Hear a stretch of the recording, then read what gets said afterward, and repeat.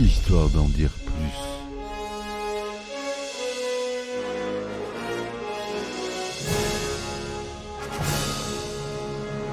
Eh ben attendez, on est en France. Allez, cul sec. Hop.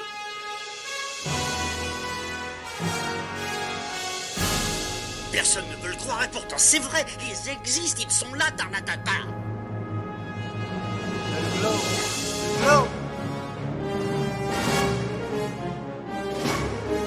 Il faut qu'on pète.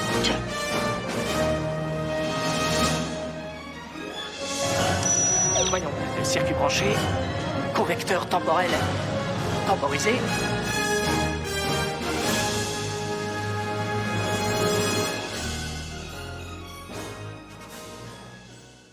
Bonjour, bienvenue sur Histoire d'en dire plus. Aujourd'hui, on va parler d'un film de Barry Sonnenfeld, le réalisateur de Men in Black, entre autres, qui est sorti en 1991, son premier film en tant que réalisateur, parce que c'est un ancien directeur de la photographie.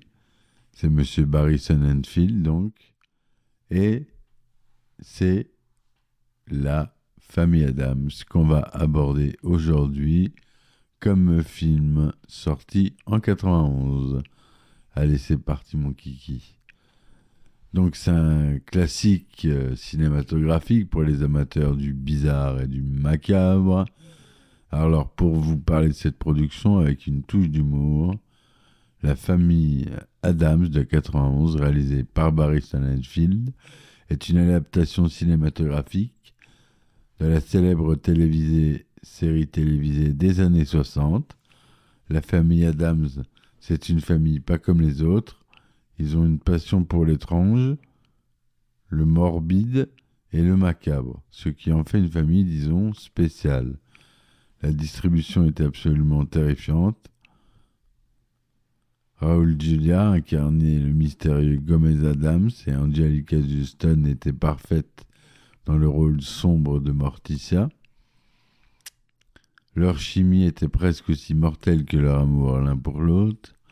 Christopher Lloyd jouait l'oncle fétide qui aimait déclencher des catastrophes scientifiques et Christina Ricci était l'adorable Mercredi, une petite fille au penchant gothique qui rêvait de lancer des couteaux sur son frère Pugsley.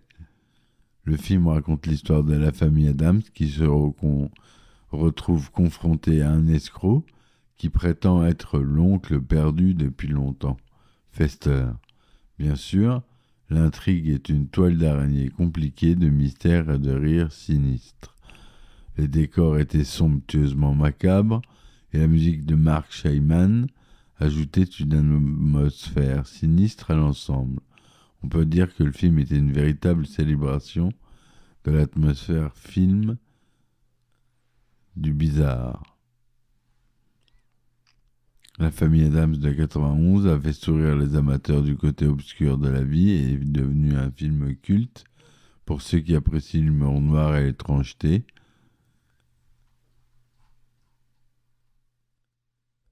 L'idée de faire un film sur la famille Adams était en gestation depuis un certain temps et le projet a passé des années dans le monde des développements lugubres, de scénariste en scénariste, de production en production, avant de voir le jour.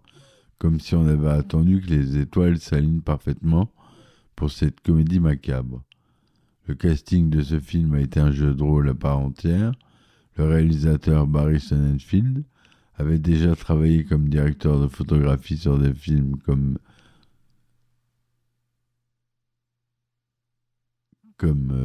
Misery, je cherchais le mot. Il a dû convaincre les studios qu'il était le metteur en scène idéal pour cette étrange famille. La transformation des acteurs en membres de la famille Adam était un processus long et laborieux. Les maquillages et les costumes ont parfois pris des heures à appliquer, ce qui est devenu un véritable rituel macabre pour les acteurs. La demeure des Adams était d'une création impressionnante, pleine de détails macabres. Le décorateur Ken Adam, qui avait déjà travaillé sur le film James Bond, a conçu cette mission d'épouvante, inspirée du travail de l'artiste Charles Adams. Les effets spéciaux de l'époque étaient tout sauf numériques.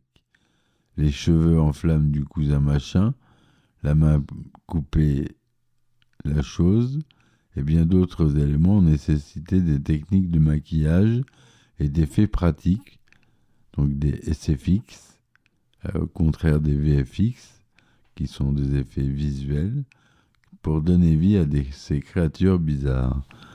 La musique du film, on l'a dit, a été composée par Mark Shaiman, qui a créé une bande originale mémorable pour accompagner l'atmosphère étrange du film. C'était comme une symphonie pour les esprits tordus. À sa sortie, le film est devenu un film culte pour ceux qui aiment leur humour à la fois sombre et excentrique. Il a capturé l'esprit de la bande dessinée originale de Charles Addams et l'a transporté sur grand écran de manière à la fois hilarante et dérangeante. En somme, la production de la famille Addams a été une danse macabre de créativité, d'excentricité et de passion pour l'étrange. Ce film a réussi à capturer l'essence même de la famille Addams et à la projeter sur grand écran avec un humour sinistre et mordant, un incontournable pour les amateurs de bizarreries cinématographiques. Quelques anecdotes sur le film.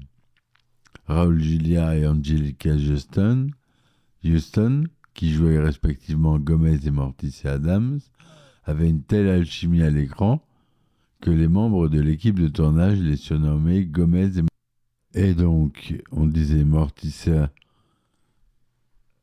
Même en dehors du plateau, ils étaient tellement convaincants dans leur rôle que leur romance à l'écran semblait réelle. Les acteurs vivaient leur rôle. Pendant le tournage, certains acteurs avaient du mal à sortir de leur personnage excentrique. Christina Ricci, qui incarnait Mercredi, aimait tellement son rôle qu'elle refusait de sourire, même en dehors des prises de vue. La chose, la main coupée vivante de la famille, était en réalité interprétée par l'acteur Christopher Hart, qui a dû passer de longues heures à s'entraîner pour donner vie à ce personnage, à la fois comique et inquiétant. Dans le film, l'oncle fétide, joué par Christopher Lloyd, a des cheveux en forme de champignon. Pour créer cet effet capillaire mémorable, l'équipe de maquillage a utilisé de la mousse expansive et du velcro pour donner à ses cheveux cet aspect caractéristique. Les tenues d'Angelica Houston dans le rôle de Morticia étaient magnifiques, mais elles pesaient 1 tonne. L'actrice a déclaré que les robes étaient si lourdes qu'elle avait besoin de l'aide de plusieurs personnes pour la soutenir lorsqu'elle marchait. La fameuse porte grinçante de la maison d'Addams n'a pas été ajoutée en post-production. Ils ont eu une vraie porte qui grinçait de manière si sinistre que l'équipe a fini par la garder pour les prises de vue. Christina Ricci, qui était très jeune à l'époque, a dû apprendre à lancer des couteaux pour les scènes où Mercredi jouait avec son frère. Heureusement, personne n'a été blessé lors du tournage, mais cela ajoute une touche d'humour noir à son personnage. Voilà ce que je voulais vous dire sur ce film classique, un grand classique du genre, à voir et à revoir. Même le 2 est très bon. Un peu moins bon, mais très bon aussi. Toujours de Barry Sonnenfeld, me semble-t-il. Je veux pas dire de bêtises. Et voilà. Donc, si ma chronique vous a plu, n'hésitez pas à me soutenir sur mes plateformes telles que Ulule, Patreon, Tipeee, que je mets en lien dans la description du podcast, avec le petit descriptif. Voilà mes amis, je vous dis merci de m'avoir écouté. À très vite pour un nouvel épisode. Et ciao ciao. Histoire d'en dire plus.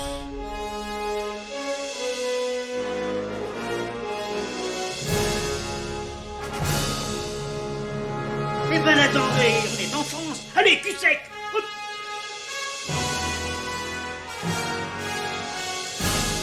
Personne ne veut le croire et pourtant c'est vrai, ils existent, ils sont là, Tarnatata.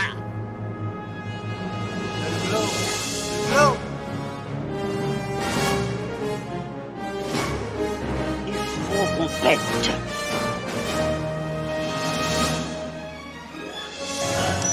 Voyons, circuit branché, correcteur temporel temporisé.